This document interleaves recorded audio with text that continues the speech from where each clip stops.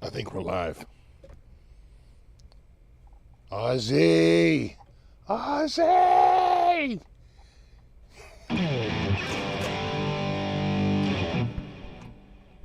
That was one of the earliest songs for me, because it was on We Sold Our Souls for Rock and Roll, which is one of the, I think I got that one. I think it was one of my first ones.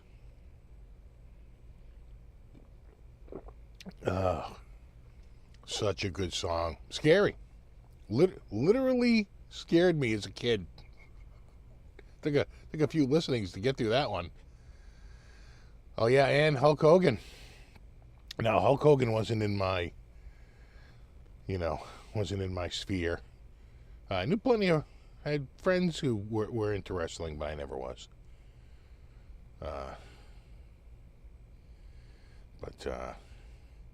Yeah, I mean, in terms of like name recognition, certainly Hulk Hogan is up there with, synonymous with wrestling, without a doubt. But Ozzy, just crazy that it was just 17 days after his final show. Just unbelievable that he was that close to the end. It was shocking news, that he had passed away. And I did a live show that day, because I was like, wow, that is crazy. And I think you can get the general feel of the shock in that. But now that it's sunk in, I sort of realized just how many songs I grew up with, were Ozzy. And just, and you can't stress enough, Ozzy was a good singer. He really was. Ozzy could sing. There was a time when if you were, a bit talentless, you couldn't, it was tough to break through, because the record companies would keep you out. But, yeah, unless they, again, it all comes down to whether they think they can make money off of you. But no, Ozzy could really sing. And as you saw when people tried to sing his material in that final show, just a few people could pull it off. Had the vocals to pull it off, because it's tough. Oh, so of course I had to break out my old Ibby. This would have been the guitar I was playing when I was, not this exact guitar, but guitar exactly like this, when I was learning all those old Sabbath songs and Ozzy songs. I got this guitar a couple of weeks before Blizzard of Oz came out.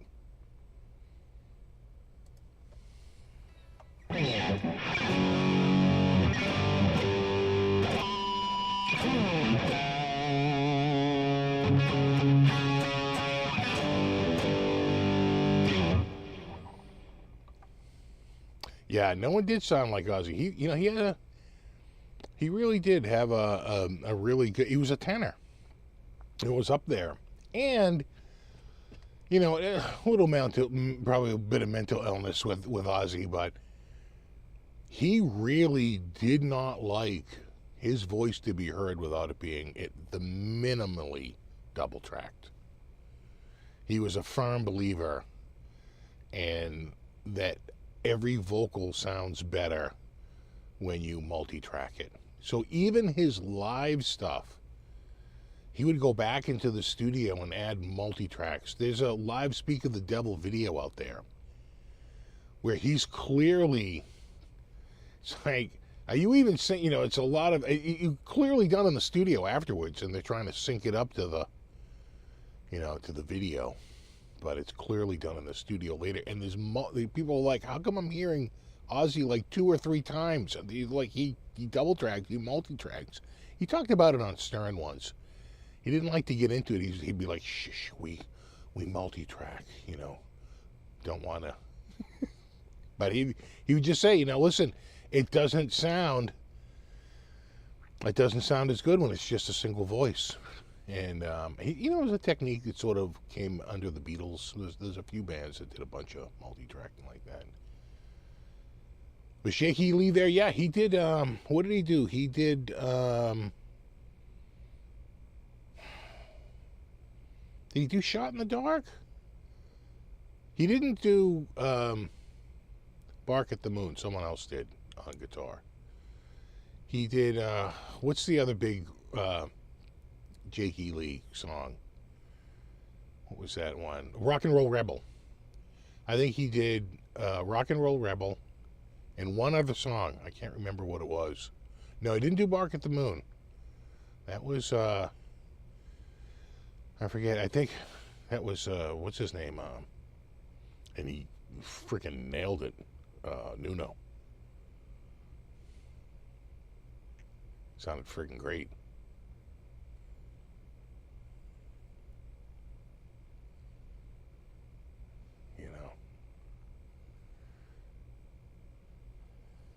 Wolf did a great job on Mama, I'm Coming Home. I haven't seen that. Was it Ultimate Sin? Yeah. Well, those are the albums, but I'm talking about the songs you played at the final live show.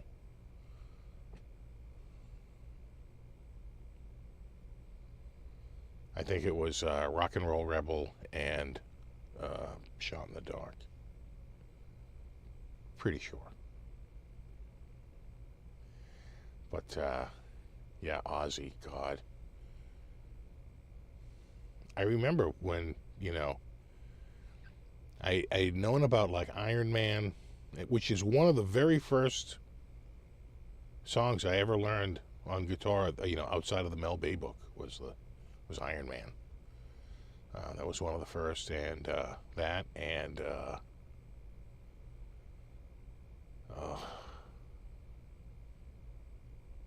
Ace of Spades.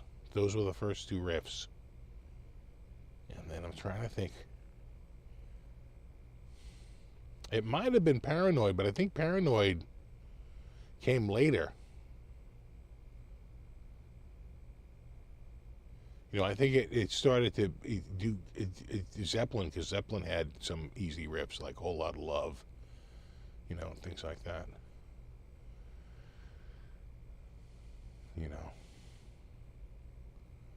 George Lynch was the guitar tech, really? Songs were Ultimate Sin and Shot in the Dark, yeah. Yeah, that sounds right.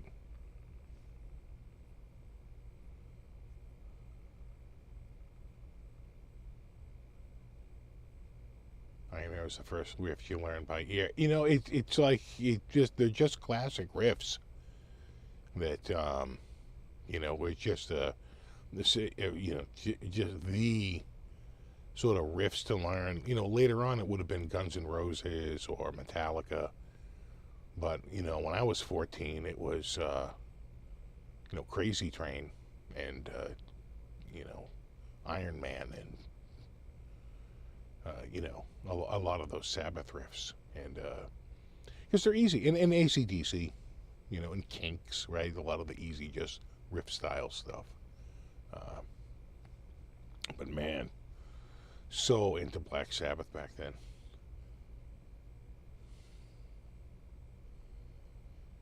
Yeah.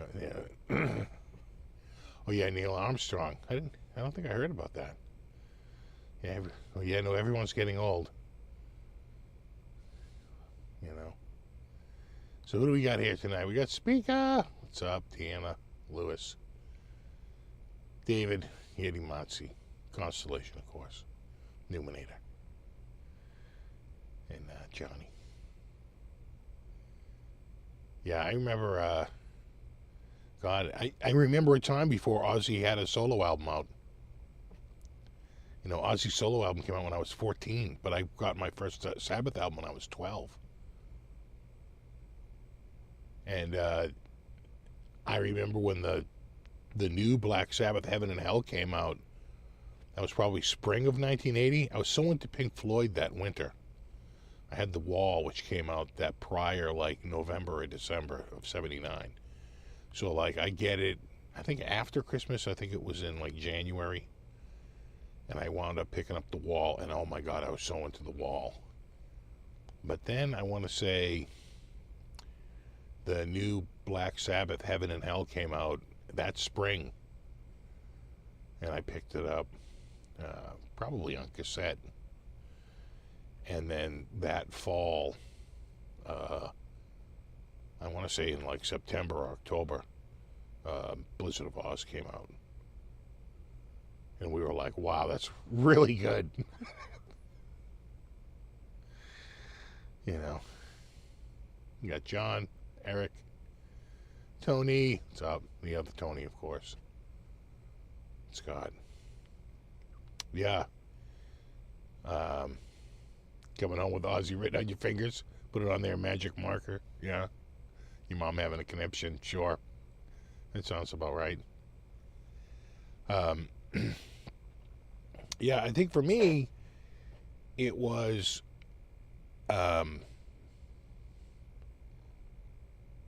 sort of knew about like Iron Man, and we had a new kid in school because he was at one of those schools that didn't have 7th and 8th grade, so he's going to do 7th and 8th in ours.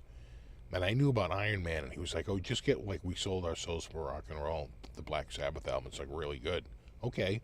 I'm pretty sure I got it on cassette. And I remember listening to that and being like, huh.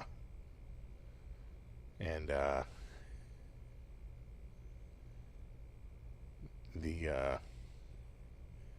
man, so many of those songs back then. And then the other Sabbath album comes out, right, with Dio, and we're like, oh, well, this is pretty good, you know. And then that fall, Ozzy comes out, and Crazy Train is just killing it. He has a hit that still carries on 45 years later. God, the legs on that tune. Yeah, I mean, seriously.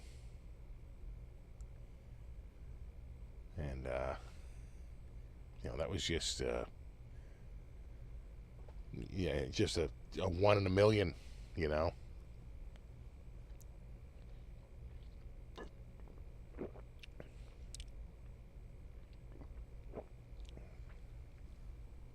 So, you know, I'm into, I don't really know the individual albums so much, just because I find out later that We Sold Our Souls for Rock and Roll is a greatest hits album.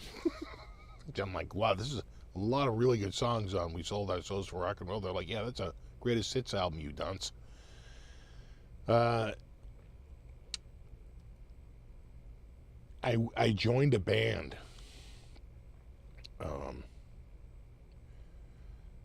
in Hyde Park, and I had been playing with some guys, but I started with this one dude, and he's the one who showed me how to play Iron Man, and we would do some Zepp stuff, and the Motorhead, and then a little time went by. I was playing with these other guys, and eventually I wound up with this band down in Hyde Park, where they had the barn. We're up on the second floor of this barn, and they really knew Sabbath, like way more than I knew. And they're like, we're going to do this and this. And I was like, okay. And they knew the tunes. I remember that dude like showing me a lot of the riffs. He goes, and then you just do this, and you go, okay. And we would go through it. And that's where we did like Sweet Leaf, you know, things like that. So, and we never really did Paranoid in the band until I joined that band. In fact, you know, I'm still friends with one of those dudes, and he lives around here. It's that dude who was over a few years back, and he was playing bass. We were doing all the AC/DC. My God, he could do a ton of Sabbath too. I should get Billy back over here again. He knows all those tunes, and he can just pick up bass, and we go through. We could have gone through a bunch of tunes. He's really good. God, I've known him literally since like 1984. '83. You know, crazy. Anyway, yeah, the first stuff there, the Paranoid.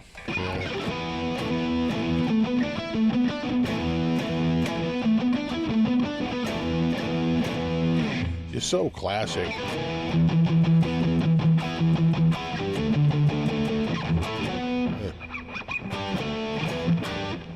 Gotta remember it.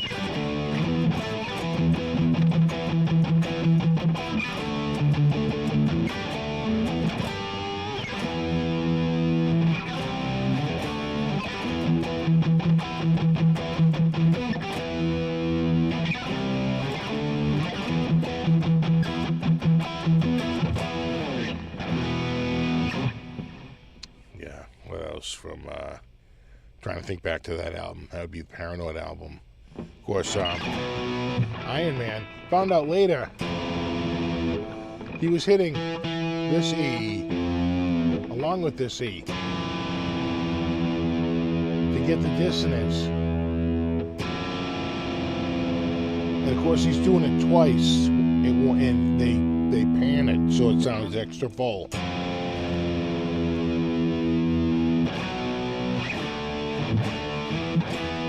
I play it here. He probably played it here.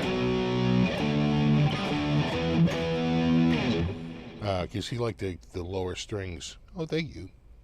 Jeez, thank you, Tony. Rip Ozzy, Randy Rhoads. That's why I started playing electric guitar. Ozzy was a vehicle for me to discover great axemen. Yeah. No, Ozzy became a place where, top guitar players, ended up, for sure, Fire in the Sky is my favorite Ozzy song. I don't know if I know Fire in the Sky. Is that Ozzy or Sabbath?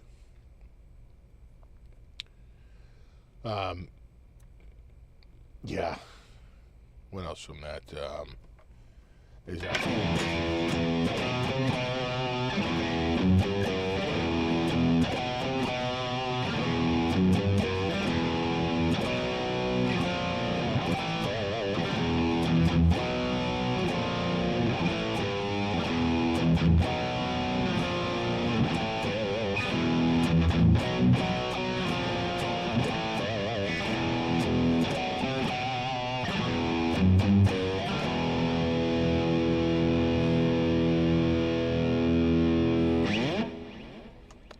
So, I mean, talk about that's from like 1970, right? 1971. I mean, they really did invent heavy metal. What else is from that album?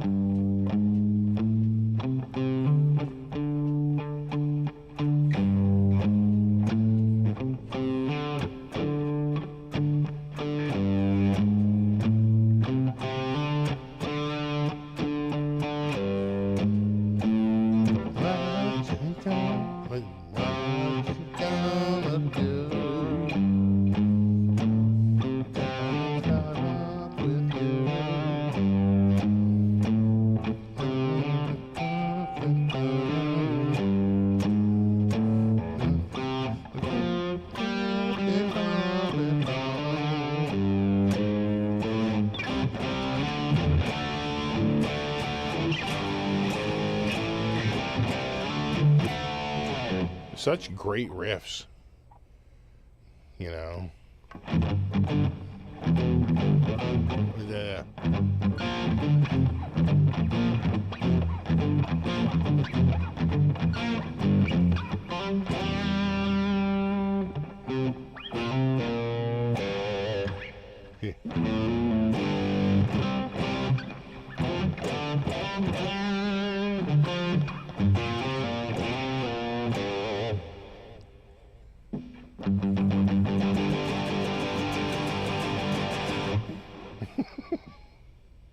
Oh man, what else? Of course, War Pig.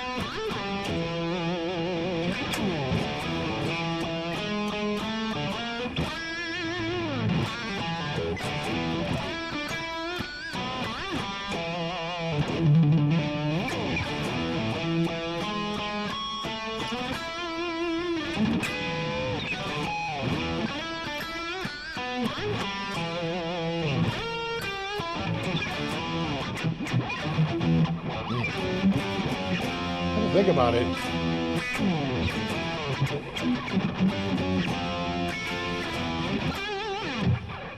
Such a great riff.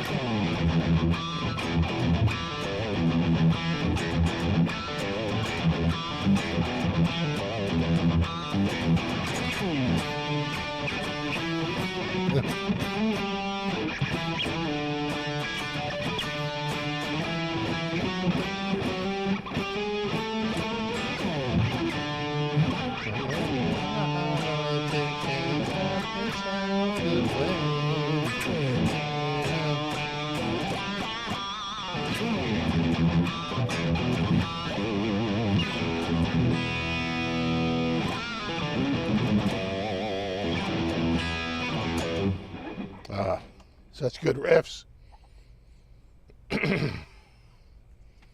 I do.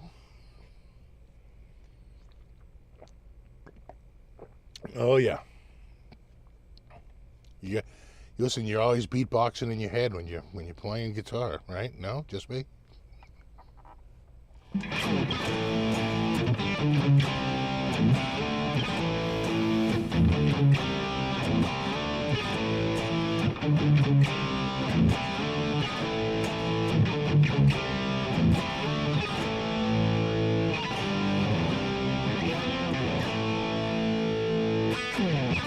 Boy, I forget it now. I think that's it.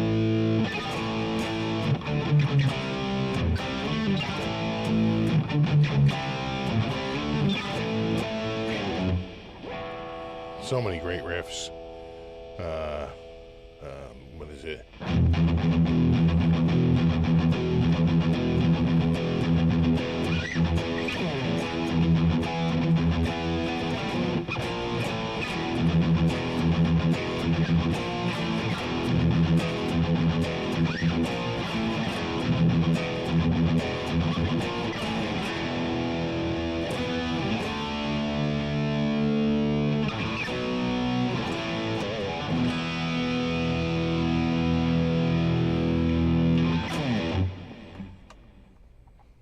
Yeah, the one thing, Iommi really had, which continued beyond, it was the same when they were with Dio. Got the riffs, the riffs, the full-on riffs.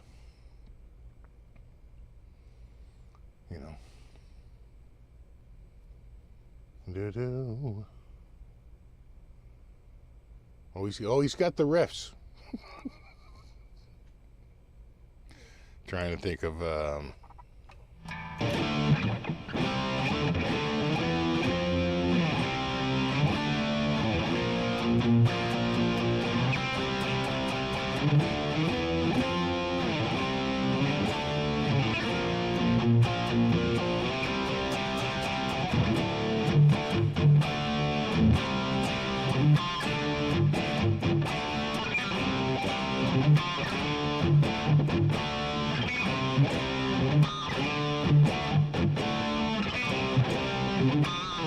what's it getting what you say? I don't know. Sad day, but new guitar day for me. Oh, congrats. Finally got an MIJ Series EVH Signature Wolfgang, white one with the block inlays and the D-tuner and the kill switch. Thank you. I know that one you're talking about. That's a nice one. The block inlay, the kill switch, the D-tuner. Yeah. I've been eyeing. Those are nice. Those are really nice MIJ. Sure.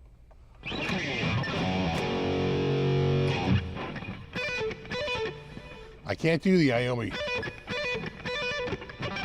He's got the flutter, you know.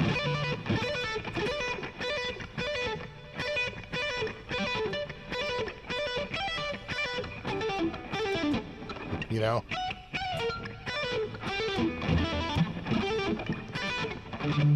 He's very fluttery.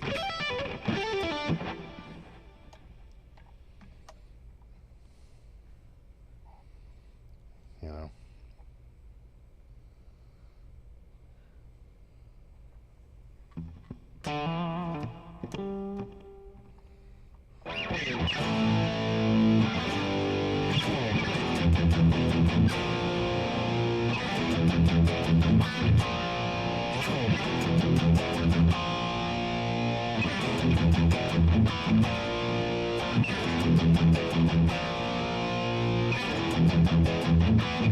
You can just hear where Metallica and so many bands.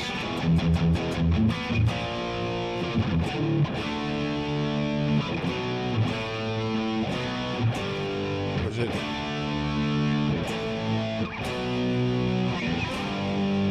I forget the chords. I think it's D.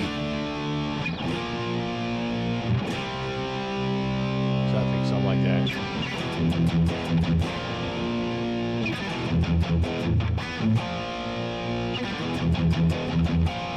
So heavy, you know.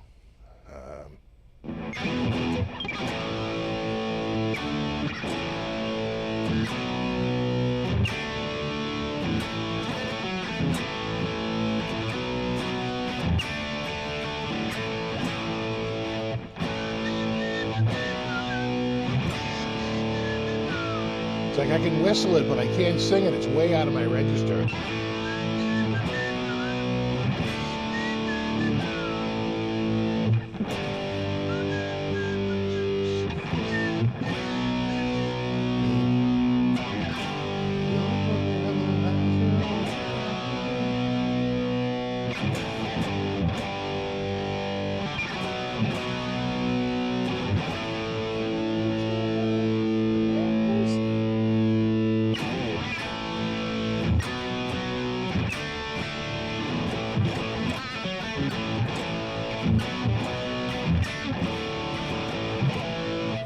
A relatively upbeat tune for Black Sabbath.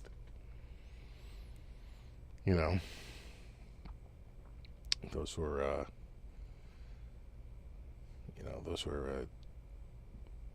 yeah, big. That was a big departure, though. That especially Technical Ecstasy, but even Never Say Die, quite a departure from their earlier, much darker material. But that's what happens with bands; they change.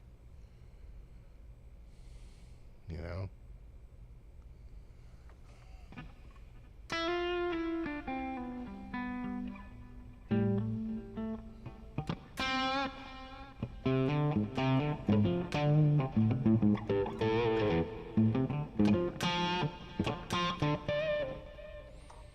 Yeah, this would have been about a guitar, almost exactly like this. I think that one had Grover tuners. The guy changed them out for Grovers. But it had the DiMarzio Super Distortions. Same thing. And I was looking for one. I found one. It was in rough shape. I had that one for a while, and then a guy reached out to me. He says, "Hey, I got one. It's really rusted out, as you can tell by the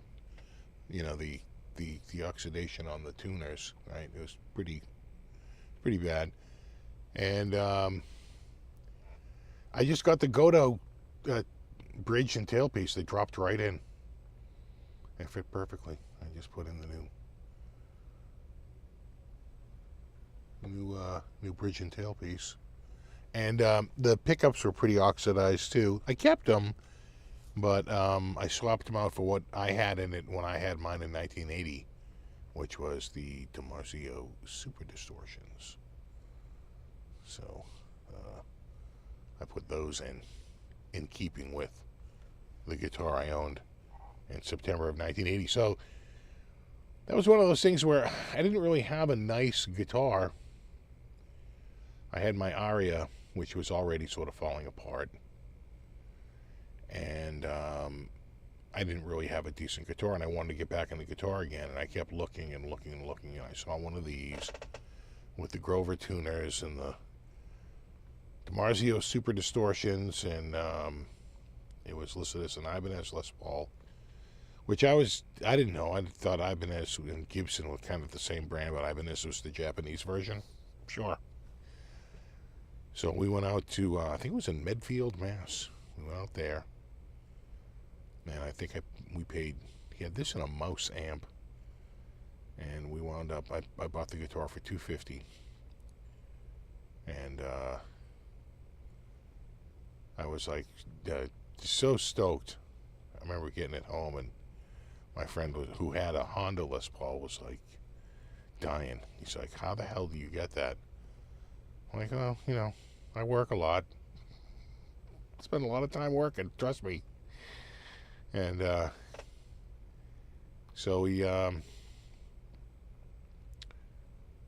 geez, at that age, I was probably working every day after school at my dad's store.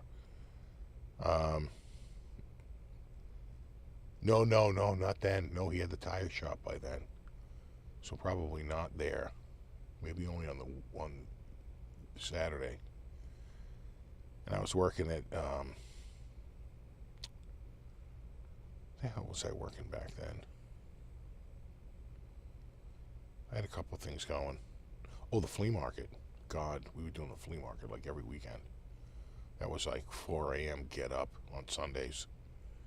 Like every weekend. That was great because he had the stereo stuff. We're selling the stereos like crazy. But we went out, we got this guitar. And I remember we had a kid at school. He was from, I went to a regional high school, so Catholic school. So kids from all over, not just your town. This kid was from Dorchester. Ziggy. And that was his real name. His real name was, he was Lithuanian. His real name was Zigmas. I think Zigmas Ivanauskis. And Ziggy could play guitar. He really could. That dude could, he was a good guitar player. And I told him, I said, you know, because we didn't have like a regular school bus, because I lived like pretty much right next to Boston, like on the Boston line. Although I didn't live in Boston at the time. I lived like a quarter mile from the Boston line. You took a bus down from outside of the city, right into the city on this main drag. And it would go all the way into the city down to the main bus station / train station, which was Forest Hills. And so we'd take the Forest Hills bus, but it was a private bus just for the school. It was a charter bus just for the school, but it was MBTA, and it was going to go from Forest Hills, and it just pretty much ran Washington Street the whole way. And so he was like, yeah, I can just take the bus and a train later. I can just take another bus and go down to Forest Hills and get home. So I said, you should come by and check out my new guitar. And he was like, sure. And I could check out, see his playing. And of course he shows up, and this is like late September, maybe early October. And he goes,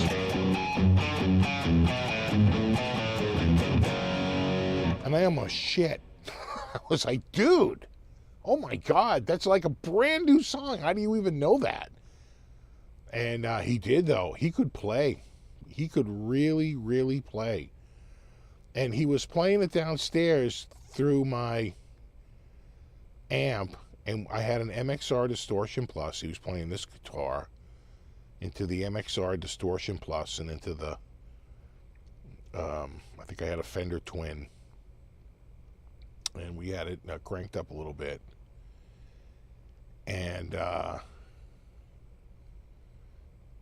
buddy of mine, the kid who had the Honda Les Paul, starts banging on the basement window because he thought it was me. He was like, "Holy shit!" It's like, are you playing that, Crazy Train? And I was like, no, that's Ziggy. that's him. I can't. No, not me. Definitely not me.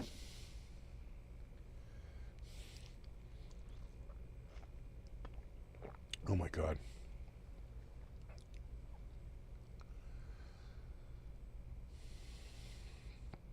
So, yeah. When that came out, I had this one friend, the kid with the Honda Les Paul. And I'll say one thing, like, he paid attention and, like, understood, like, the finer nuances of, pop music or guitar way, way more than me. And he was pointing out about how, like, he turns the volume up and gets this squeal and then goes into a pitch slide to make it sound like a train. He's like, that's really clever. And I was like, oh, yeah. Right over my head. Oh, yeah. Oh, yeah. Yeah, yeah, sure. That's what I was going to say. And he's like, yeah, he goes, this guy, this new guy, this Randy Rhoads, he's like really, really amazing. And I know I ran out and bought Blizzard of Oz. Probably, I might have had the album just because I wanted the artwork. But again, it feels like I bought the cassette. But I might have bought that album. But it starts off with...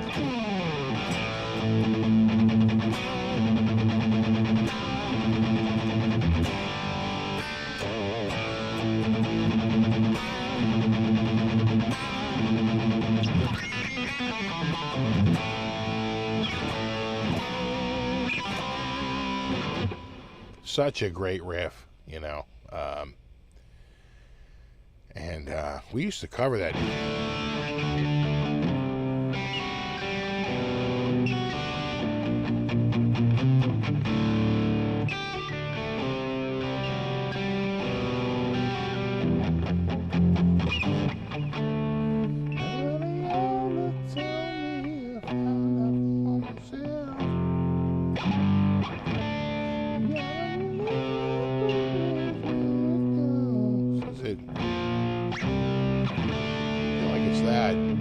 I also feel it could be out.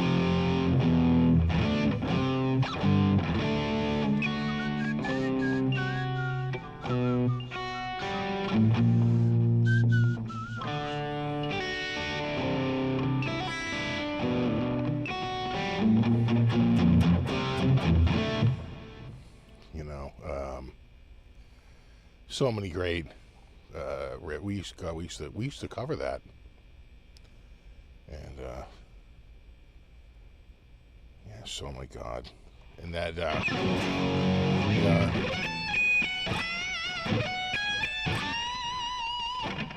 I haven't practiced it in forever.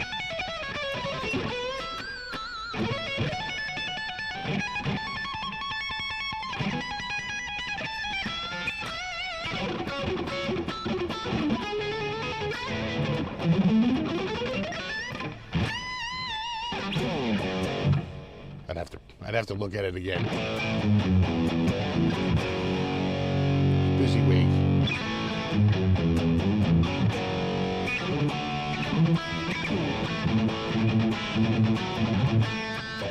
I think that's what keeps that song alive. The fact that it goes to a major. It's not as threatening,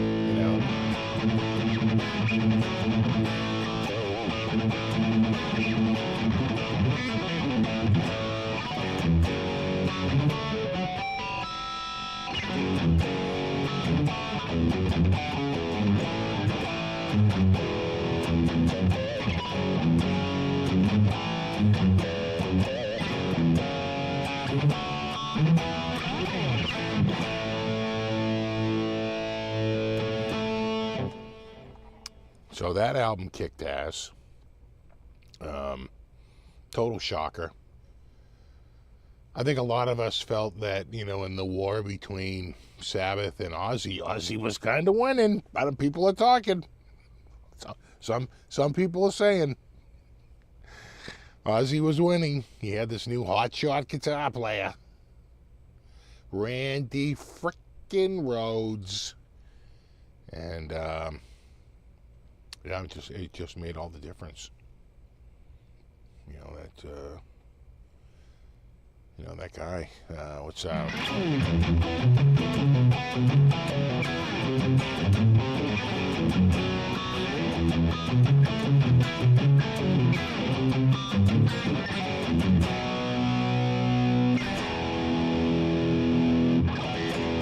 So many great riffs.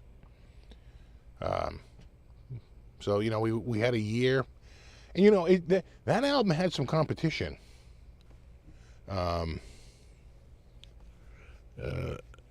That same year, just a few months earlier, not even, we could really say a few weeks earlier, Back in Black came out and was a hit. Was all over the radio. So there was some competition out there for for ears, and I want to say it was right around the same time that Ozzy's album came out that I want to say Kiss released Unmasked, though I could be wrong with that, and John Bonham died. You know, just pulling together the memories. I can almost like see myself in the driveway and like a friend of mine riding up on his 10-speed and telling me that like John Bonham died. Make no mistake about it, Ozzy's solo career buried, Black Sabbath.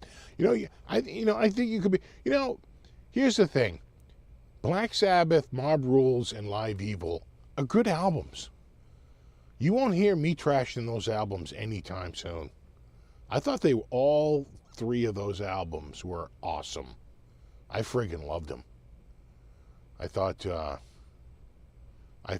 Heaven and Hell, Mob Rules, and Live Evil were friggin', especially Heaven and Hell and Mob Rules. You know, I mean, the other one's a live album. See, they're masterpieces. But that's only 2 albums. Now, some would say Ozzy was countering with 2 albums, but they had more commercial success, without a doubt. And he had more longevity because he had, you know, you got to remember, Bark at the Moon was a hit, but it wasn't a huge mega hit. Ultimate Sin was sort of big, but it wasn't a huge mega hit. It wasn't until, what's that one there? No More Tears comes out. When No More Tears comes out, that is a huge mega hit. Ozzy is having like a renaissance like no one's business. Like, he is back in the mainstream again. He is all over the radio. He's back. He's back, baby! And No More Tears, a lot of people call it his third masterpiece after Blizzard of Oz and Diary. So it was the next year. I guess I'm thinking now that this is fall of 1981. I remember that the leaves were mostly off the trees. It was crispy out. And Blizzard of Oz Diary of a Madman came out. And the first single is Flying High Again, which I never really learned.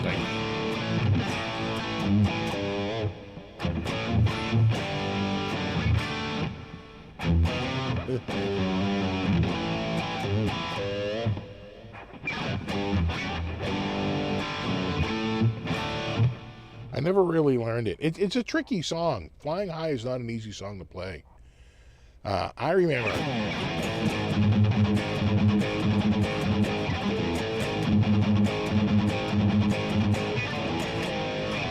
quite frankly, I think Tommy Aldridge fought to get a writing credit on that because that opening, I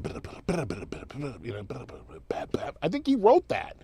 And he should get a credit for that. That's a huge part of the song's vibe, that opening drum part. So yeah, give the dude a goddamn writing credit. If he wrote that drum part, it's friggin' iconic. That opening is just, it's amazing.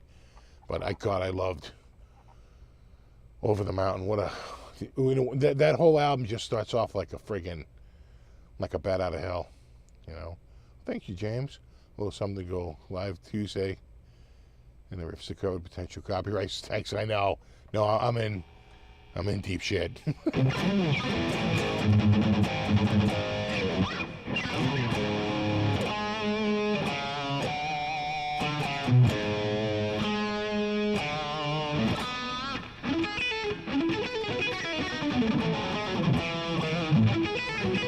Yeah.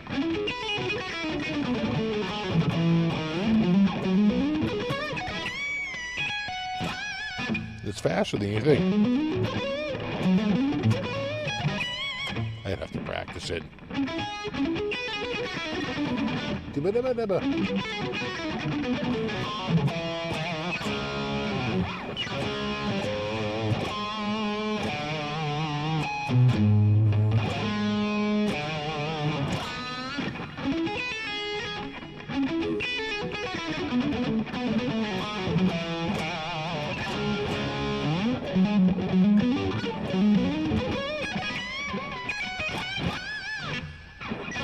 There was a time I had that practiced and pretty flawless.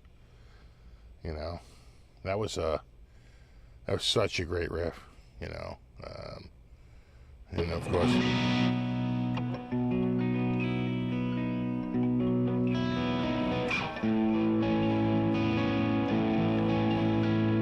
such a great riff.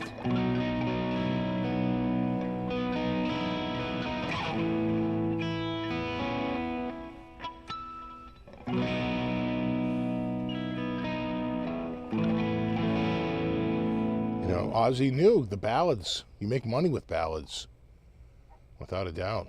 And what's the other? Off of.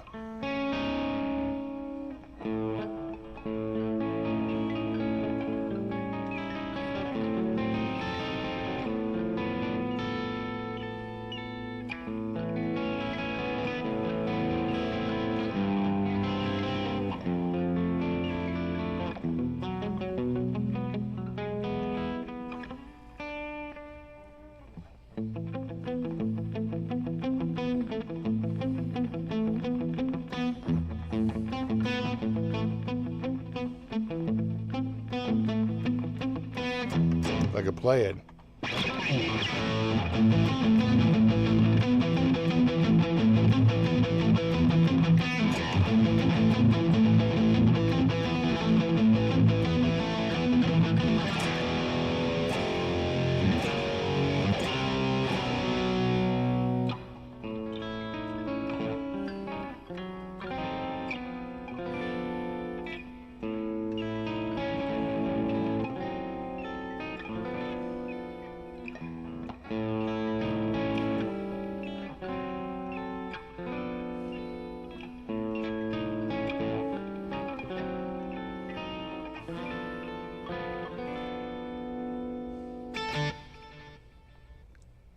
Again, Randy. Now, there's some talk out there that's kind of a stolen bit, but it's not stolen if it's public domain. That could be an old classical riff that has no, right? You can't steal Beethoven. You can copy it. It's public domain at this point, right? You can't steal Bach. There's no stealing any longer.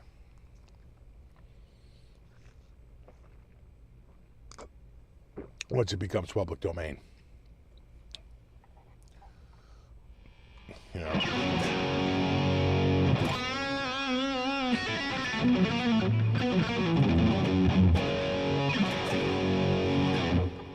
so that's 81, and then you get to 82, And I think that's when Speak of the Devil comes out.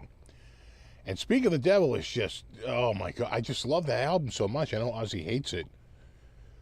I don't know how much he's actually singing live in that. That feels like an album that you can hear that the vocals are clearly double tracked. It feels like something where they went into the studio and just full on did the vocals, through a big reverb. And, I don't know.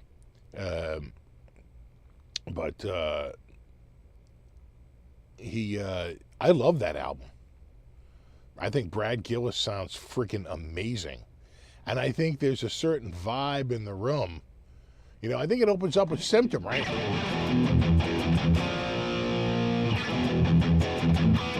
can hear Ozzy going, come on!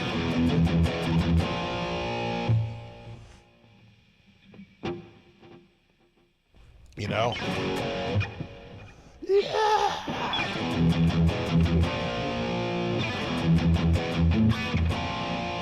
And they very quickly go into Black Sabbath, right?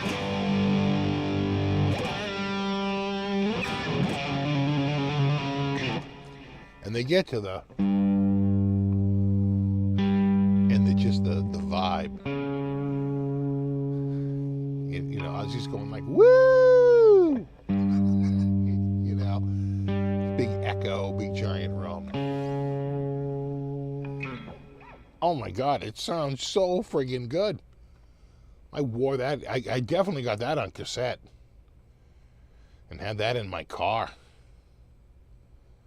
For just, oh my God, that was on autoplay, auto reverse. Would throw it in the car. God, I would listen to that nonstop. Especially back then, I wasn't listening to a ton of radio. Mostly, cassettes in the car. And,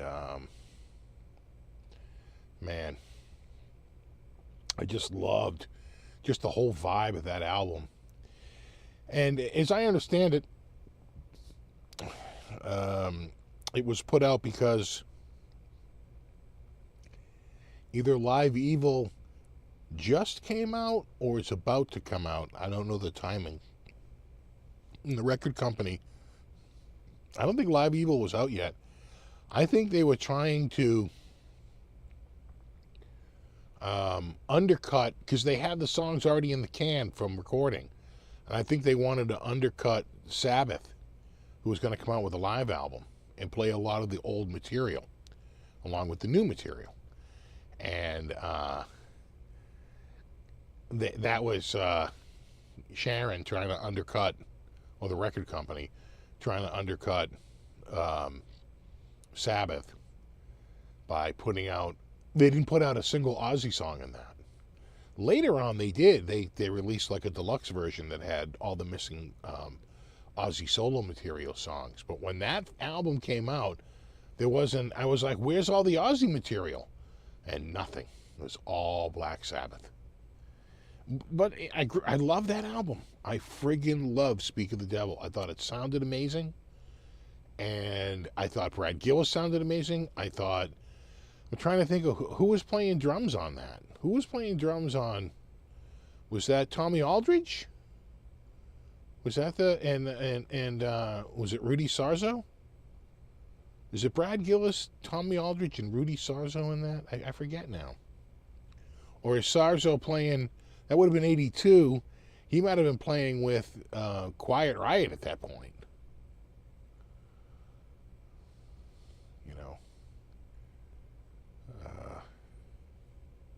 Yeah, Tommy, right? Tommy.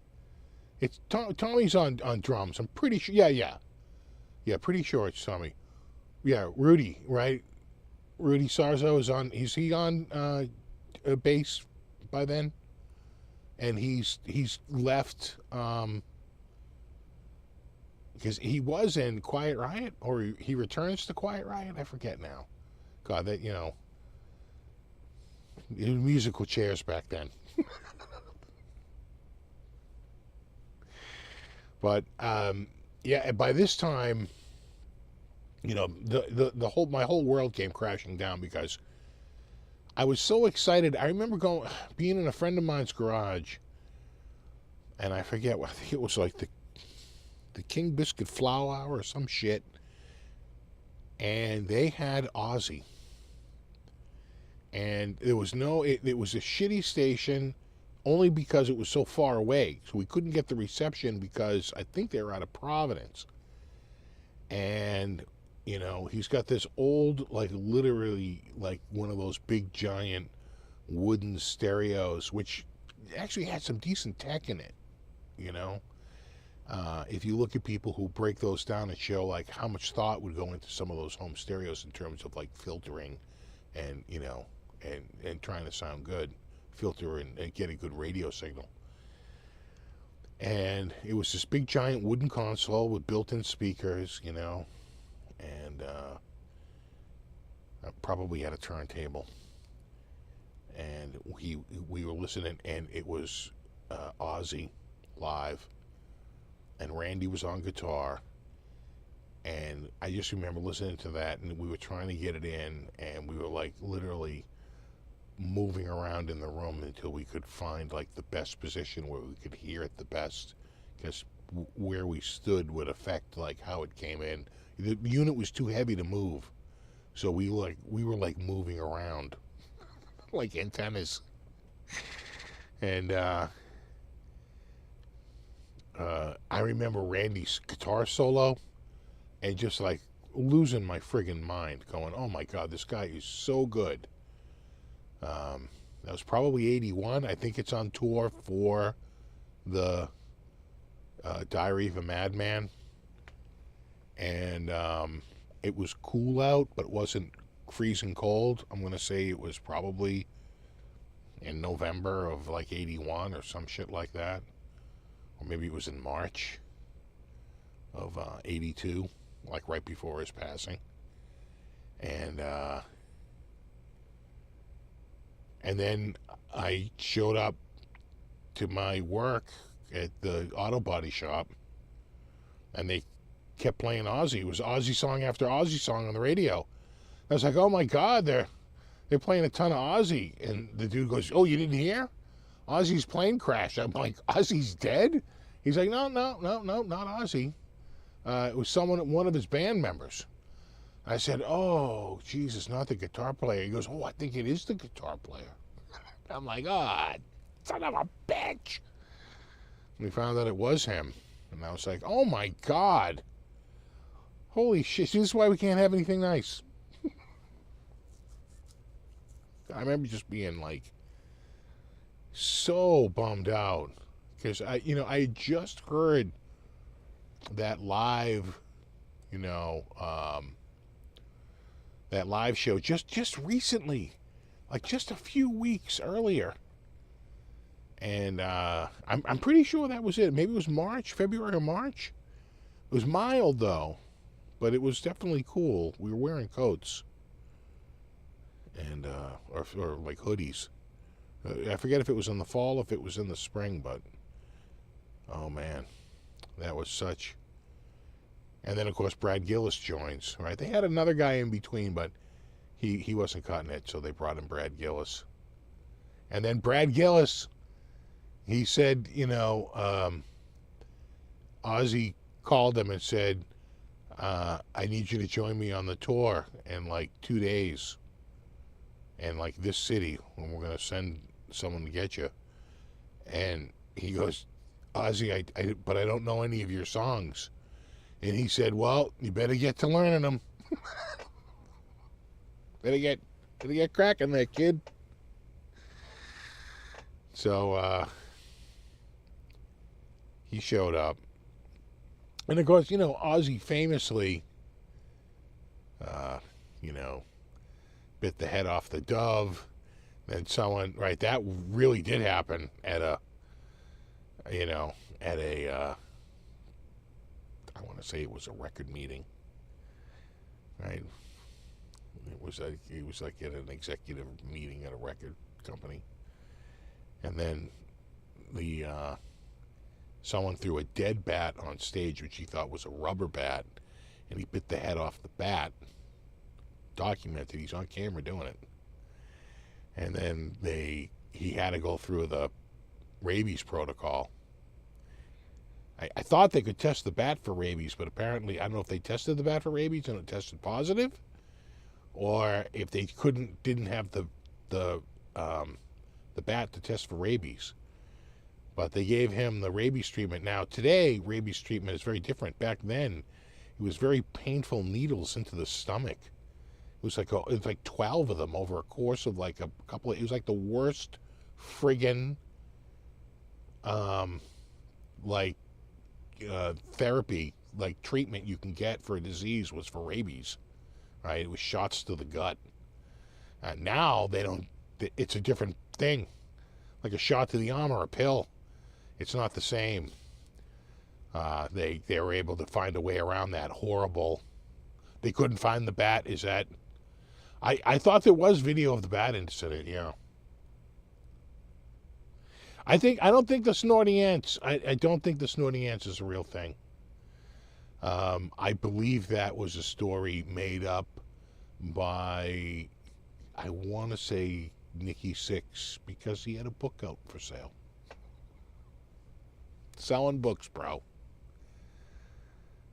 Right. I think he was out to sell books.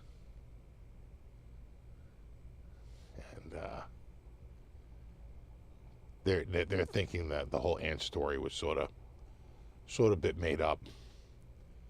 You know, gotta move some paper if you want to get some paper. So a little bit of a, yeah, I'm pretty sure Motley made that up. Yeah. Looking to get people. What else is in the book, right? That was like one. That was a little bit of a story that I think cropped up on a book tour.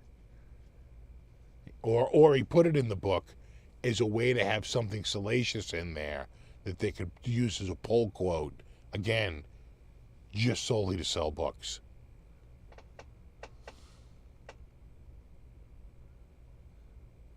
Tommy Lee witnessed it. Tommy Lee, just saying, doesn't strike me as a particularly good witness. Just saying.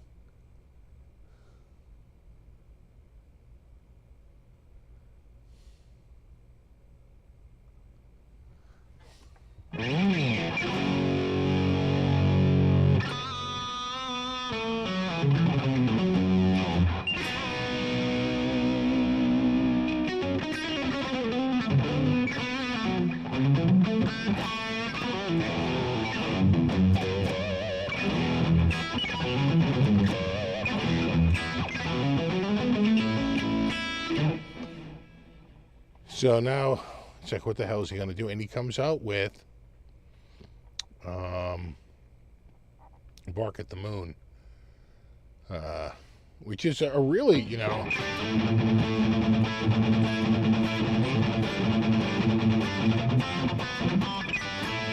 a great riff, you know, really good. And I think Rock and Roll Rebel is on that album, right?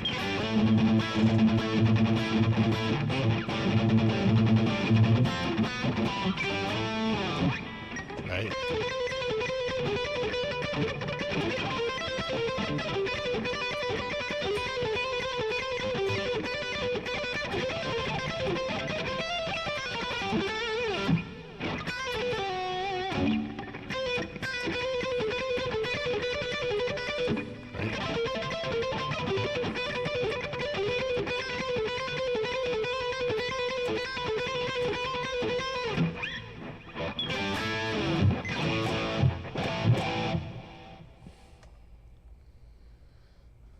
Skid Row, all right. Well, there's some good witnesses for you. Sebastian Bach.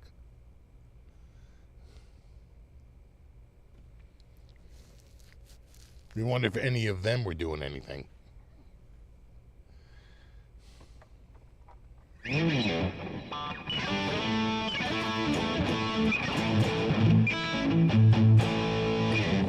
And then, of course, out comes, you know, eventually the No More Tears, right? Is that the...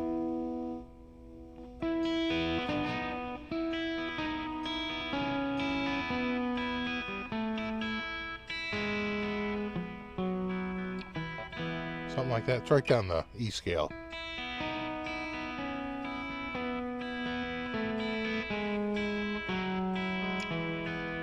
I don't think it probably goes to A.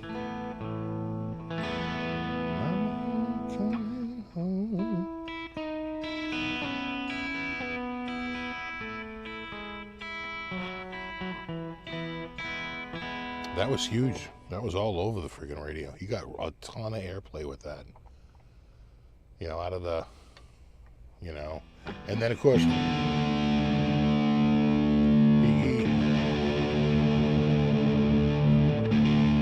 finally has to go detune, right?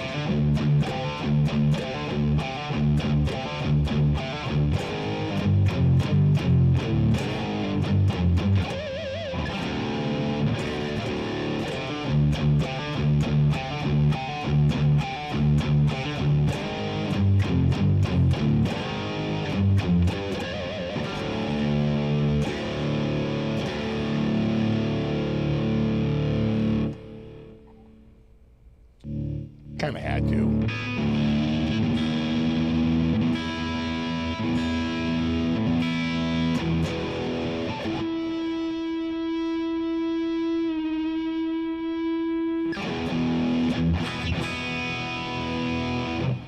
Yeah, it's kind of where the whole industry was going. So I'm sure Zach was like, dude, you got to do the detune. It's all doing detunes now.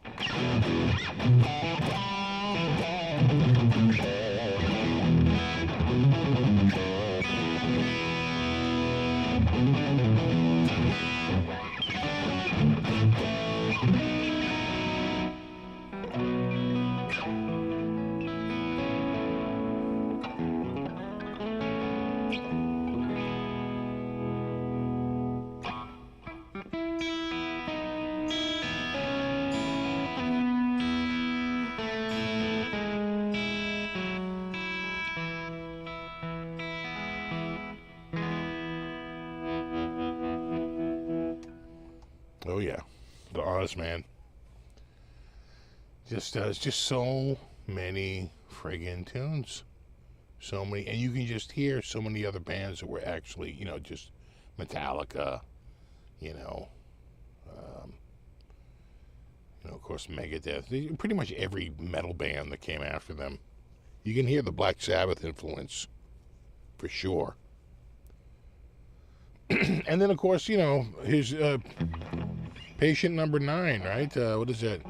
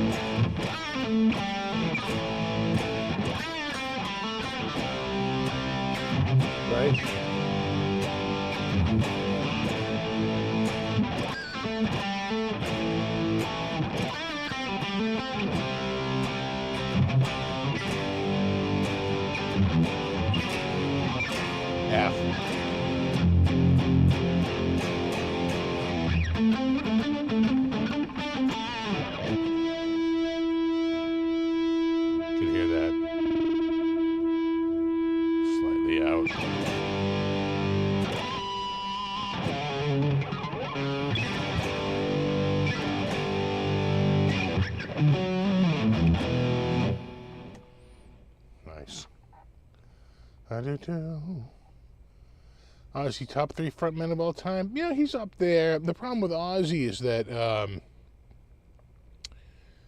you know, he was a heavy drinker. And, although I did say, I did see Ozzy in '86 And I thought he sounded good. I thought I don't think he's singing doing backing tracks. I think he's really singing. And that was the Ultimate Sin tour. And it was Jakey Lee on guitar. And I thought Ozzy sounded freaking great. I mean, really. I remember him sounding really good. And that would have been, he's certainly probably in his 40s at that point, right? Let me think about this. Yeah, probably. Or certainly late 30s.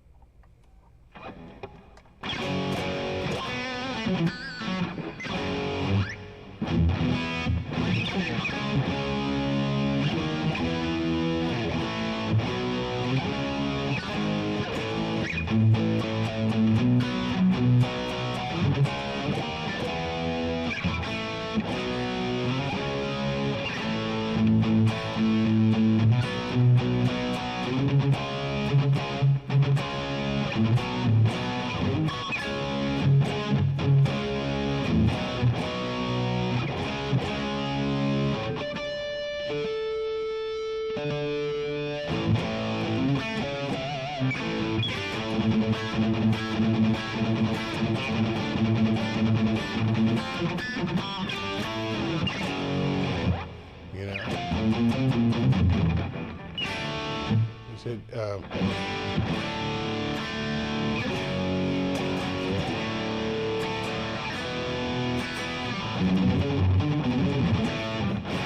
shot, yeah.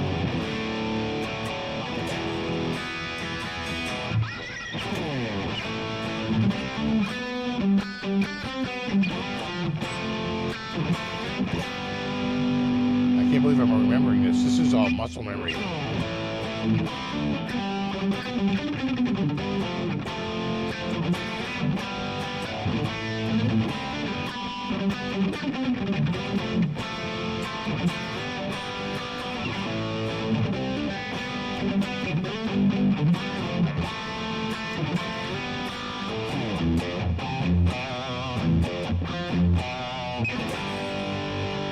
Something like that.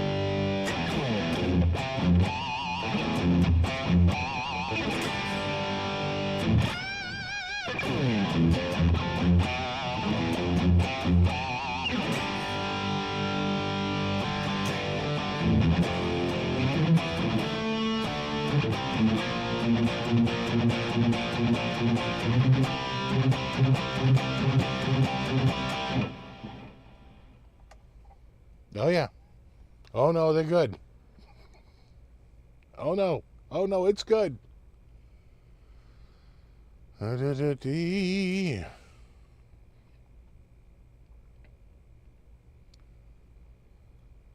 But you always wonder what would have been had had Randy not died in that horrible plane crash, which should have never happened. Should have never been up there. They fucked around and found out that it was probably a pretty bad idea to be drunk and dive, trying to buzz people in a friggin' plane. I mean, just morons. At least the guy flying the plane was.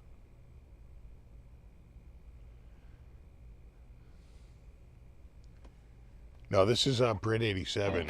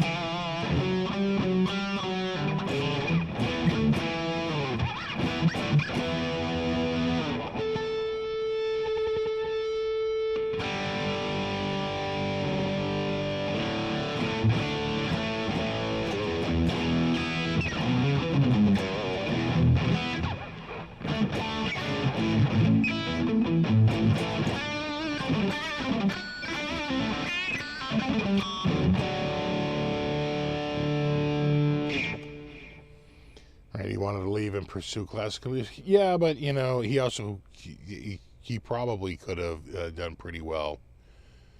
What would probably happen is he'd probably leave, and then they'd finally offer him some decent money to come back because they'd want to work with him again, you know, and he'd probably have a. But you know, Sharon wants to treat like there's Ozzy, and then there's just a bunch of like guys being paid $100 to $200 a gig. You know, when I think when Bowie was touring on the Spiders from Mars, is it a Spiders from Mars tour? It's that that one in the late '80s, mid '80s, late '80s. Peter Frampton was his guitar player and backup singer. It sounded amazing. It was Peter Frampton on guitar. And as I understand it, he was paying the rest of the band $500 a show, and Frampton was getting $1,000 a show. But these guys, you know, they don't have. It's not like they're making like millions of dollars. They're not even making hundreds of, you know, of thousands of dollars. You know, maybe Frampton, if they're playing 200 gigs, could make some decent money. But you gotta do like 200 gigs. What guitar would Randy Rhoads be playing if he was here today? That's a good question. Probably that Donner, right? That Donner Strat. Probably. We can only speculate. Maybe one of the Volas. Could be. That's a good one. You know, maybe could be the Harley Benton Hot Tone. Could be.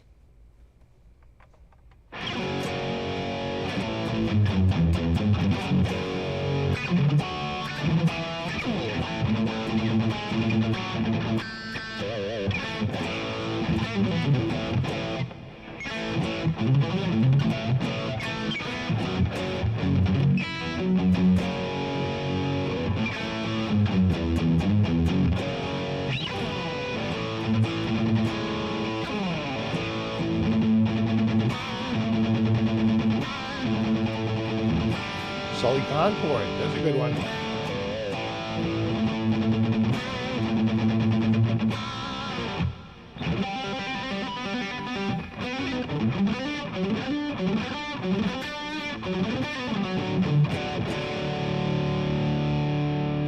The Mini Hondo. That's actually not a Hondo. That's a Mini Lotus.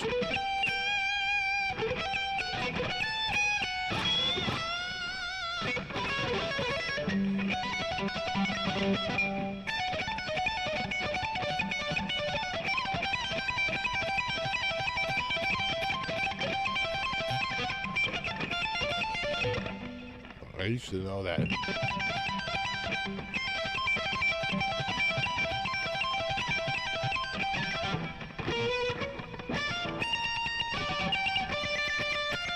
Could be the new Herman Leake Leo, sure.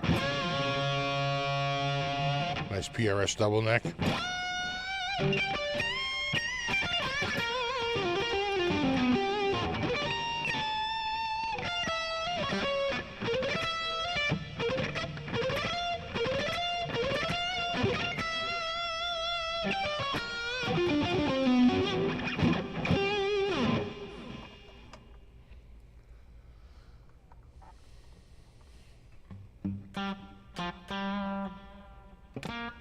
Wild Warhammer. Now you're thinking. Play the signature guitar of like your second predecessor.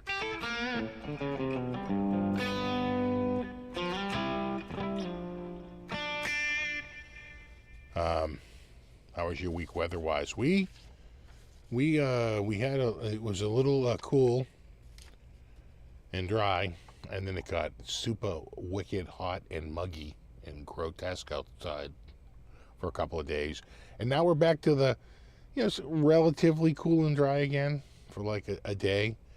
I think the oscillation started early this year, but I think the oscillation may have begun.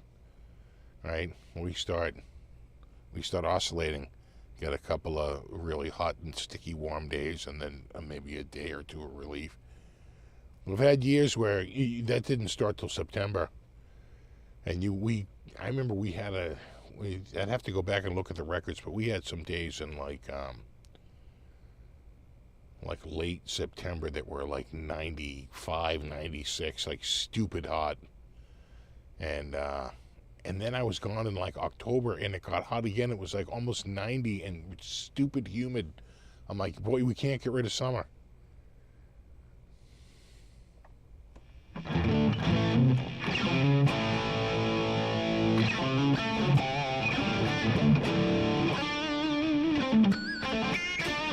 Yeah, the Tascam is working. You can see it lighting up.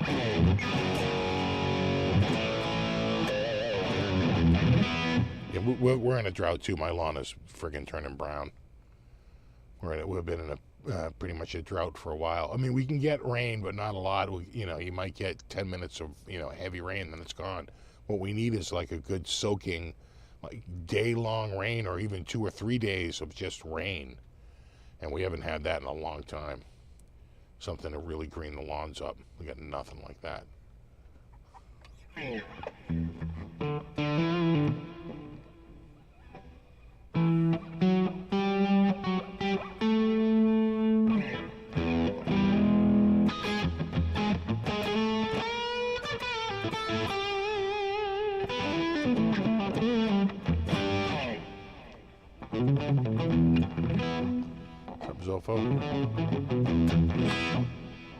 I saw Bobby today. He got a new computer.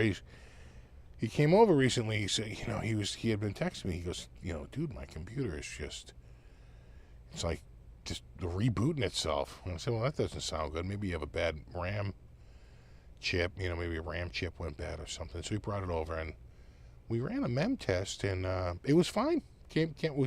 Usually, if you're going to fail a mem test, you fail it pretty quickly. Was coming up clean. I said, I don't think we need to sit through this. If you're already coming up clean, you're probably fine. So let's look somewhere else. And we were going through, and I could see it was like rebooting itself. I couldn't figure out why. And there's really nothing in the system logs or anything like that. I said, dude, this feels like a hardware. It doesn't look like a software screw up, like can't attach to something and fatal kernel error or something. I was looking for like RAM access errors or something like that in the logs. Nothing. I said, that's the weirdest thing. And then I downloaded some software that reads all the temperature sensors, and his CPU was at like 72C, and we weren't doing shit. I'm like, oh, that's a problem. And I was like, oh my God, this thing is like heating up. It's like burning up. And I looked around the back, and it has a big grill, and you could see there's a heat sink in there, right? All the little fine fins. And I said, I'll bet there's a fan on the other side of this, and it's dead. I think you had some active cooling, and the fan died. It's probably seized up. And we put it on top of a really strong fan and started blowing air up through it because the bottom of it's perforated. Like, put it on this like really strong fan, and sure enough, after a few minutes, it started to get down into the 50s. The blew past the 60s, got down into the 50s. I said, oh, dude, you got a cooling problem, and I don't think that's going to be an easy fix. So he wound up getting a new laptop. Unfortunately, the one he wanted didn't have it in stock, so he got spec bumped. He got the same laptop at a little bit better spec, so it cost him a couple of $100 more. So he brought it by today, and I got it going for him, and he got everything, because he doesn't know all the. I said, bring it by, and we'll turn off all the friggin' spyware and telemetry. We'll uninstall a bunch of crap that you just don't need. So we gave it a good cleaning. Same with speakers. I did speakers. My God, the friggin' bloatware. It's annoying. That's the one good thing about building your own system, is that, you don't have to sit around and deal with, Hewlett Packards or Lenovo's or, Acer's friggin' bloatware. You know what is kicking ass is my friggin' new Ultra 7 system. That friggin' thing is that's a little beast. That's my fastest system now by like a huge margin. It's like 50% faster than my next fastest system, which is my video editing system in the attic. That's insane. And I think the difference is like I have some other what they call big little architectures, right, where you have some performance cores and then you have some efficiency cores. So there's not a huge increase in the performance cores, gen over gen. A little bit here, there, 20% over a few gens. But the efficiency cores have gone from, I think that was Gracemont to Skymont, and those are twice as fast.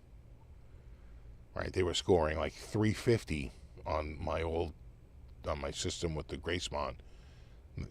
They're scoring in the 700s, more than double the speed on that new Ultra 7. So freaking kicking ass. That thing's a little rocket, and that thing was cheap.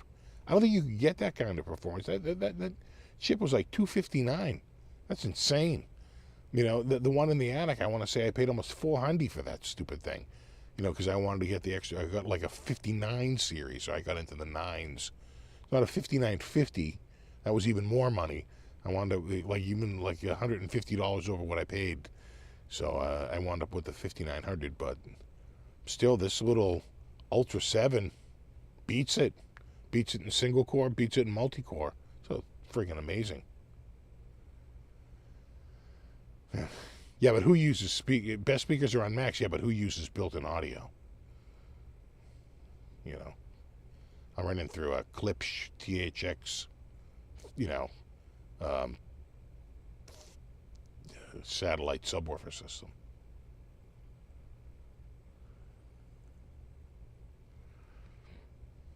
No bloatware, but no drivers either. Yeah, I hear you, but it's usually pretty good. The motherboard's going to come with something, or you just download it and throw it all in a jump drive. I would say this: it's hard to build a system unless you have another computer ready to go to help you get what you need, right? That's connected to the internet. It's hard to just do it. I'm just going to build a computer and get it going. You usually do need another PC there, but I have like 7 PCs, so it's not a problem, and like 3 laptops. Pretty good. What I'm really trying to dump is the one in the attic. I booted that the other day for the first time in I don't know how long. The attic media system, which they just use for streaming now. We don't need it any longer. We'll get a much smaller and more efficient system up there, but it's running a Phenom 2 X3 from 2009. And it's crazy.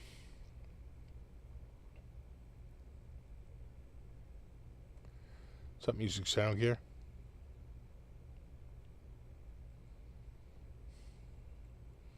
Run your PC system into studio monitors. I tried a few studio monitors. I keeps going back to the Klipsch because the bass is so good. That freaking subwoofer sounds amazing. Will you keep a computer with Windows 10? No, that's why I'm dumping the system in the attic. It's time to put it out. I mean, I got 16 years. I feel like, that's about right? 16 years.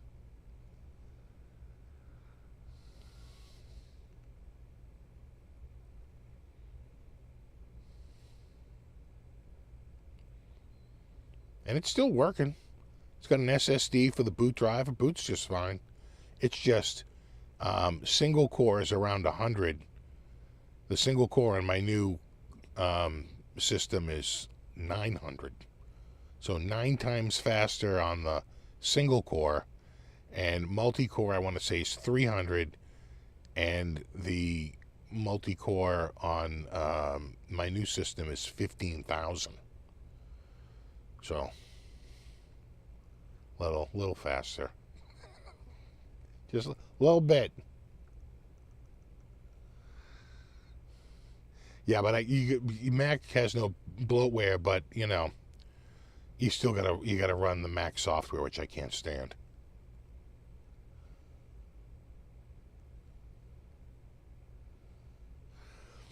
They're not going to extend it. They extended it last year. Windows 10 was supposed to end on December 31st, 2024, but they extended it to October 14th, 2025, and you can buy, I think it's $30, another year of security updates, another year of updates. But I'm just going to retire it. I mean, it's from 2009. I think it's time. I have another system. I have plenty of systems down here. I've got an AMD 2700X kicking around. That'll run Windows 11. That's got a TPM, right? Trusted Platform Module on it.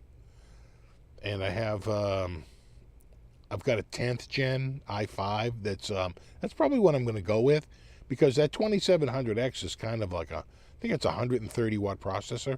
That 10th gen i5 is a 65 watt. So if you're going to leave something in the background, run it, at low. And even something as old as a 10th gen, I think it's from 2020. 10th gen, what is it? It's a 10400, I think. 10600 was the high power, and the 10400 is the low power i5. It's like insanely faster than that friggin' Phenom 2. That's old tech. That's like, I was looking at it. It's PCI 2.0. It's not even PCI 3.0. My new system is PCI 5.0. Again, it's time. They don't last forever. I like Windows 11. It's got some decent stuff. The problem with it is your big fight. You're fighting all this stupid telemetry, and all these ways that they want to suggest new apps and suggest new content, and it's like. But there's a whole a cottage industry of apps out there, free apps that you can go in and just literally turn all that shit off. You shut all that shit right down.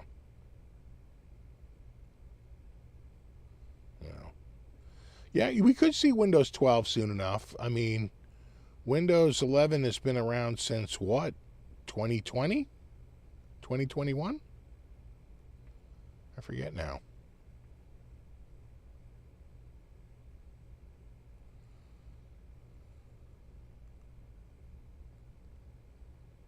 Am I getting the new Galaxy Fold? No. I got the latest Galaxy S25, which has got an awesome camera. I freaking love this thing.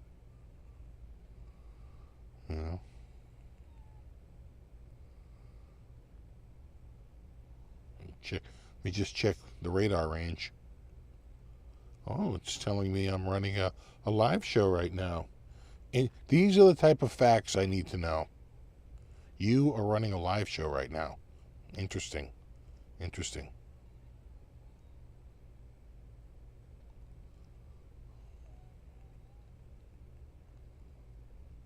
There you go. Oh, what's my...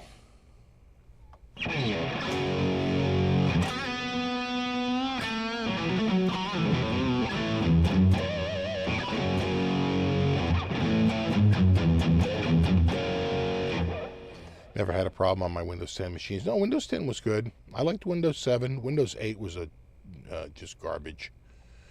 They didn't have a Windows 9. So they went straight to 10. And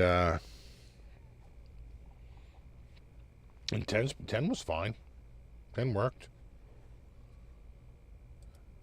8 was a debacle, though. What a friggin' massive fail that was.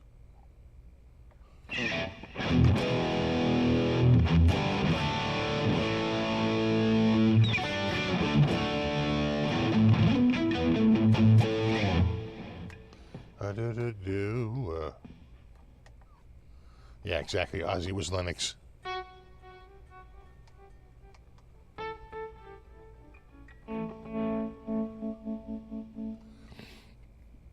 That new system, though. My God.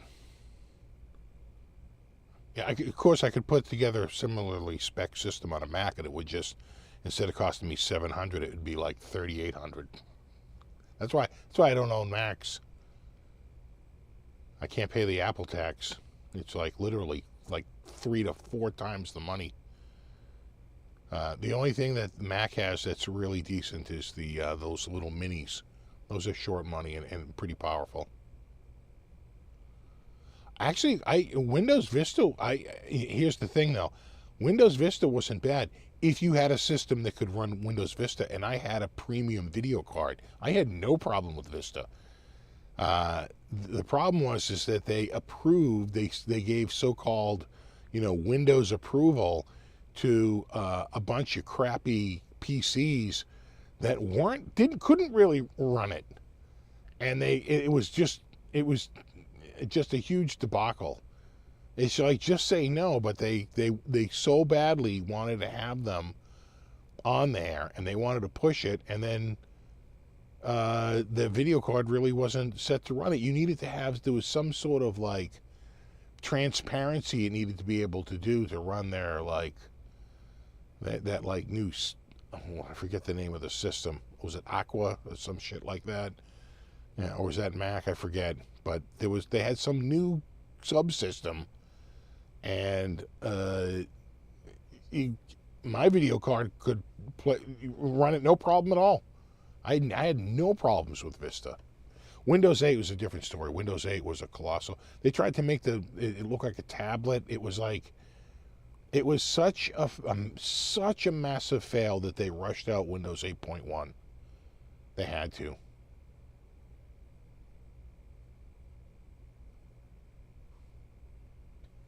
Exactly, Blizzard of Oz.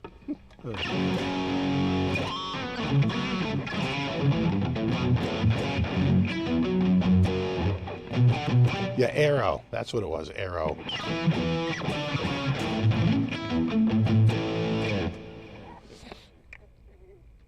Arrow. Yeah, no, it worked. Mine worked great.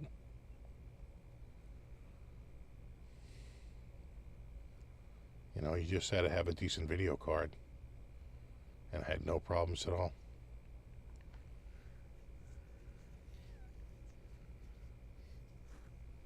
But if you didn't have a decent video card, no, it sucked. And like I said, they notoriously, infamously approved a bunch of, I want to say they were, who was the big, like, low cost at the time? E-Machine. They approved a whole bunch of E-Machines that were not ready to run Vista. Not even close. I made a Hackintosh, and when I was done with it, I was like, well, I wound up killing it and putting Linux on it.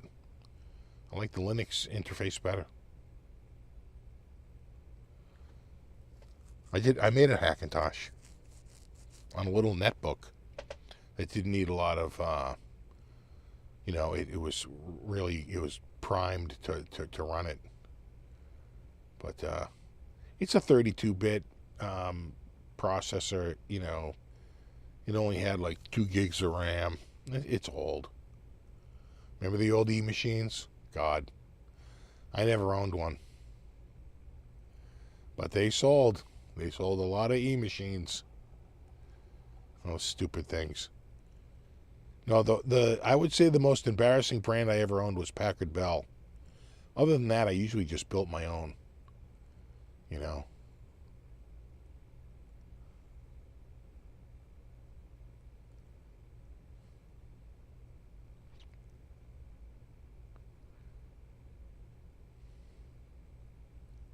Well, if you had an M series chip, you wouldn't need a Hackintosh, would you? You could.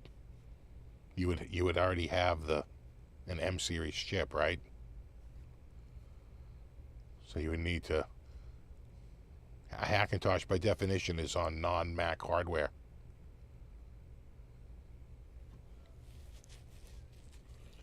And I think I paid like, what did I pay for that? I think I paid like $179 or $199 for that little netbook. There weren't too many MacBooks that were $199. Just saying.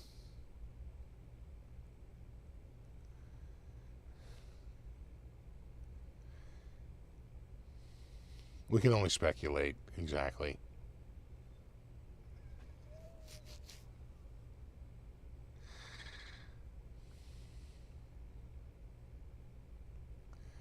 Used to work in QC testing for Packard Bell.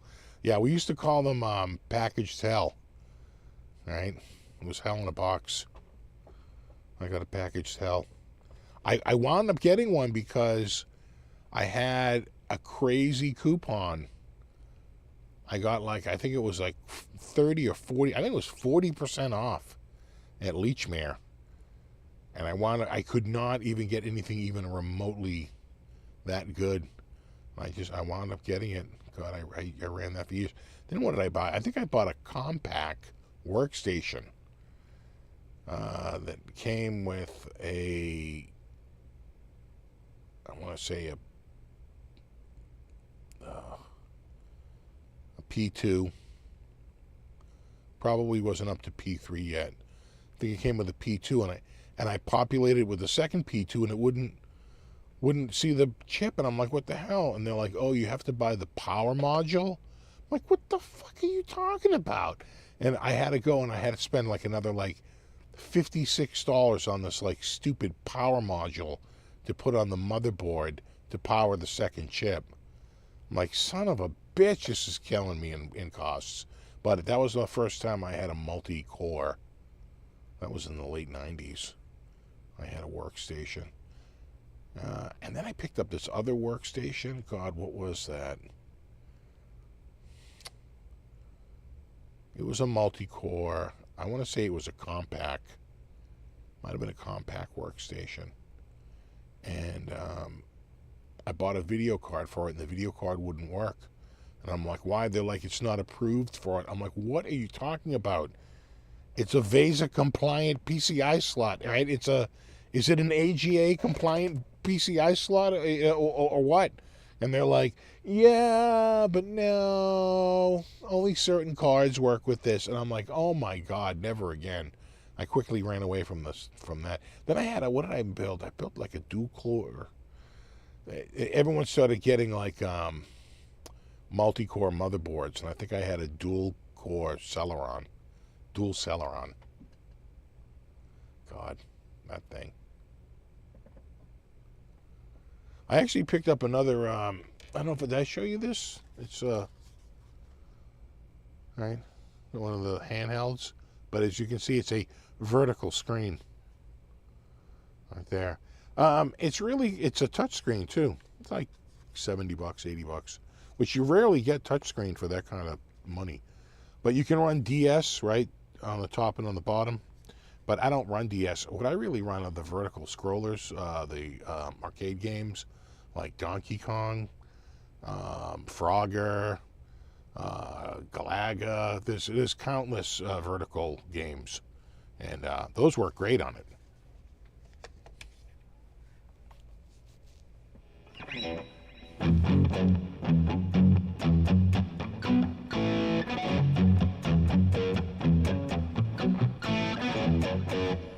$170 meg disk drive for $170. I think I bought a 30 meg drive for, I want to say it was like $130 or $150. SCSI drive. It was going into I think my Amiga. Oh no, wait. Yeah, no. Was it an IDE drive? Might have been an early IDE drive, and I was trying to put it in my PC and it couldn't do it. Didn't have a logic. I had to go out and get like a hard drive controller board. It turned out to be a big mess, and I don't know if I ever use it. And then eventually, I think I got a DX33, an Intel DX33. And then eventually a DX266. Ah, the old DX266, huh?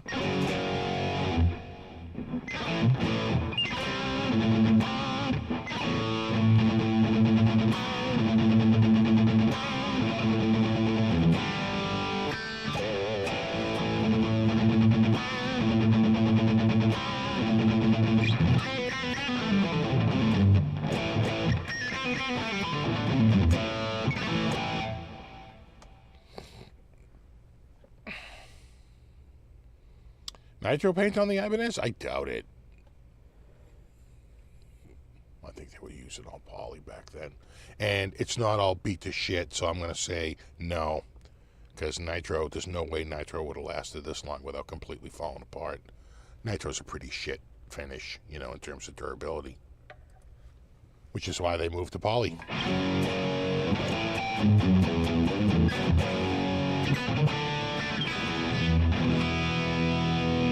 .486 DX2. Yeah, and then I think the only Packard Bell I had was that P75. It was a P75. And I don't even think it was an Intel. I forget now. Was it an Intel P75 or was it like a Cyrix? You know what I'm saying? Remember Cyrix? Right, they were all these off. There was a few brands out there. What was the other one? I forget now.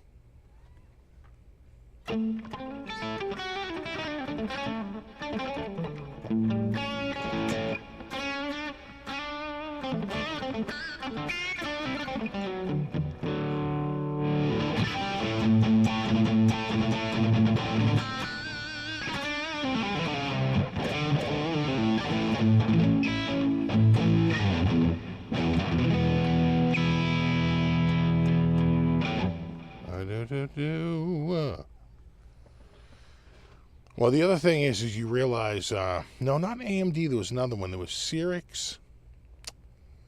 Oh God, there was two, like alternate. God, I can't think of the name. Yeah, V something. Yeah. Now you're thinking. Now, yeah, right. Cyrix, AMD, and oh God, I can't think of it. But how they would save money is they would put no cache RAM on it. But your system would slow down like crazy because it needed the cache RAM.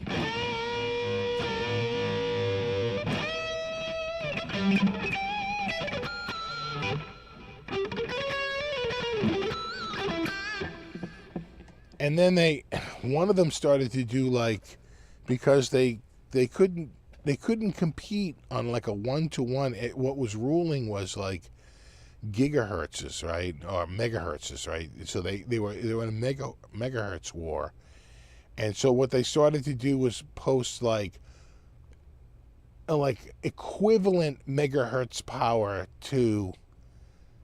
They couldn't compete, right? It had like a power rating, and they say, well, it's like 800 megahertz worth of power.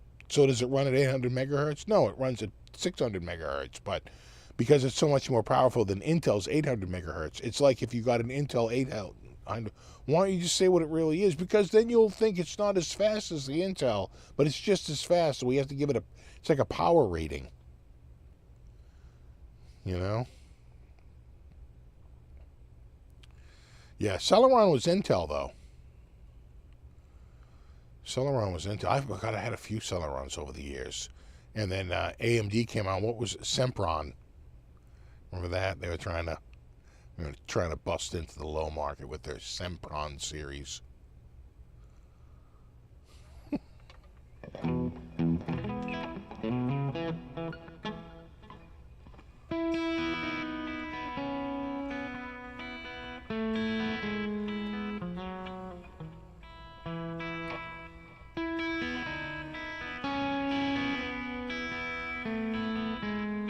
Wind chip, maybe Via. I think that's who it is, Via.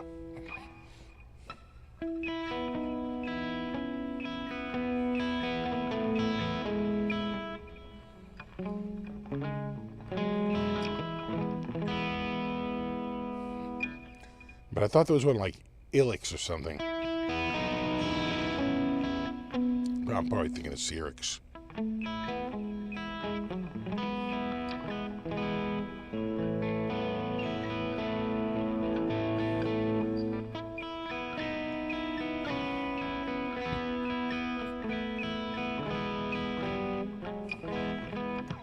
guys see any of the whatchamacallit there, the Billy Joel documentary? It is long. The first part, I think, is like 90 minutes. The second part, I thought was going to be 90 minutes. It's 2.5 hours. I was like, oh my God, this is long. But it was interesting. What's the one thing that you just realize over and over again is that the music industry is just full of people that just are screwing over the artists, right? Just time and time again, he would get screwed over. He signed a contract very early on that was just a horrible contract that signed all of his rights away to this guy. And when he finally signed with Columbia, they went to go buy him out. That guy wasn't budging. They wound up having to give him, for like I think a 10-year period, like 25 cents for every unit sold. So like, which was I think more than Billy was making. So again, just horrible. And then later on, he's broken up with his new wife and he's down in like the Caribbean. I forget where he was. He was in like Barbados or so he's down in the Caribbean, and he's in like this like beach bar, figuring he's away from everybody, and he's in there, and they have a piano, and he's playing and singing. He goes, I look up, and it's like all these like smoking hot women, and it's like Elle McPherson. They hear it, and they make their way in there. It's like Elle McPherson and Christy Brinkley, and they're down there shooting, I think, a Sports Illustrated swimsuit model, issue. So they're down there modeling for the issue, and he goes. So he winds up sort of hitting it off with, I think, Christy Brinkley, and they keep in touch, later on, and eventually got married. But he goes, there was this one model who was like, I can sing. And he goes, and I'm like, okay. He goes, but she started singing, and she really could sing. He's like, he's like, she was amazing, and it was Whitney Houston. I was like, yeah, that story checks out. But yeah, he finally got it. But he gets out of that. He gets into this. He has this manager, which is his like ex-wife's brother. It's like his brother-in-law from his former marriage. And it was Christy Brinkley who was like, this doesn't add up. Like, you should be a lot wealthier based on your success. She was just, I think, a little bit more savvy about it. And he goes, oh, no, it's fine. And she kept saying, no, I don't think it is. I think this guy's, is taking money. And it was like, he was all dead against it, didn't want to do anything. And finally his accountant said, you know what? I think you should get an audit. What would it hurt? Just do a full audit. Just audit like all your books. I would bring in an outside company and run a full audit on all your books. And he did it and found out that his manager had stolen like $30 million, which, it sounds like a lot of money. Saying $30 million, especially back then, a lot of friggin' money. So he he was like suing him to get the money back, and I think his excuse was, well, yeah, I made a bunch of investments that didn't work out. Like, investments. Oh, man. Again, you put your trust in people, and so he wound up having to go and just work like nonstop, and I think that sort of broke up his marriage with Christy Brinkley, because he was never home. Never friggin' home. And that sort of ended that. And then he was with some other chick for a while. They don't really get into her all that much. And now he's with his, I think it's his fourth wife. And they got kids, and, he seems like in a better place now. But he was, my God, the drinking. That'll get you in trouble. That'll cost you some money. Oh, and the other thing was, pretty early on, I want to say it was 80, 81, 82, somewhere around there. It was pretty early on. It was after the Stranger, and he, it's like he's got huge acclaim, and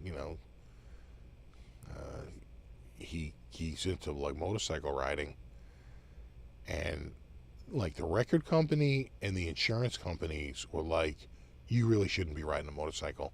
You make your living off of your hands, and just like statistically speaking, people mess their hands up when they crash a bike, because you're going to defensively put your hands down to stop your fall, and the chances of you like really injuring your hands, what make you your money, is actually pretty high. I mean, they were trying to talk sense to him. He's like, no, I'm a good driver. I know what I'm doing. I'm from New York. I can drive. I can drive anywhere. Of course, he's a light turns green. He starts to go through it, and some woman just blew through the light. It's not you, it's someone else. Drove into the side of her car, like wrenched the front of the bike, like smashed into the side, dislocated his friggin' wrist in one hand, crushed his thumb, like in between the handlebar and the bike, completely smashed his thumb in the other hand, and like he's like, I'm fine. And he goes, turns out I had a broken bone in my leg and also in my arm. I'm like, dude. And I'm like, oh man, yeah. If only we could have foreseen this. If only, right? If only someone could have talked some sense into you. They were begging him, what are you doing riding a motorcycle? You make your money with your hands. And so he was very lucky to recover from that and still be able to continue in his craft. It's probably not a very smart idea to go out riding a motorcycle when you're supposed to be like earning your living with your hands. You got to be more like Jamie Pruitt, legendary hand model. So he was lucky. He was lucky to recover from that. He was very lucky. And of course, it was 100% that other woman's fault, and he was with a whole bunch of other bike riders who witnessed the whole thing. I mean, it was pretty obvious what happened, but again, sometimes it's not your fault; it's the other person. And if it had been just a few seconds later, you might have been hit broadside instead of hitting her broadside, right? And it could have been very different. Could have been killed. She could have driven right over you. Is there somebody there? What? It's like, did Bob Dylan have a bad, have one? I forget. I don't think he continued riding motorcycles after that. I think they finally talked some sense into him. And they were like, yeah, yeah, Gary Busey was never the same. A lot of people get in a bad accident. Ace Frehley. Jeff Beck was in a real bad car accident. You could see the scars on his face. He got whacked. It felt like they friggin' sewed his nose back on. But anyway, all right. It is 9:01. We're running late. I'm gonna call it a night. Rest in peace, Ozzy Osbourne and Hulk Hogan, and anyone else who passed away this week. What was it? Malcolm Jamal Warner? I think that guy. It was tragic too, right? I think it was a riptide got him. Have a great week. I don't think I've picked out the guitar for a Monday show yet, but I got 2 good ones left. I'll have to pick between the 2. I'll figure it out. All right. You guys have a wonderful week. I will see you all again next week. Check out Guitar of the Week on Monday, and there you have it. Have a wonderful week, and we'll do it all again next week. And there you go. All right. No. Chuck Mangione. God, how did I forget that? What is it?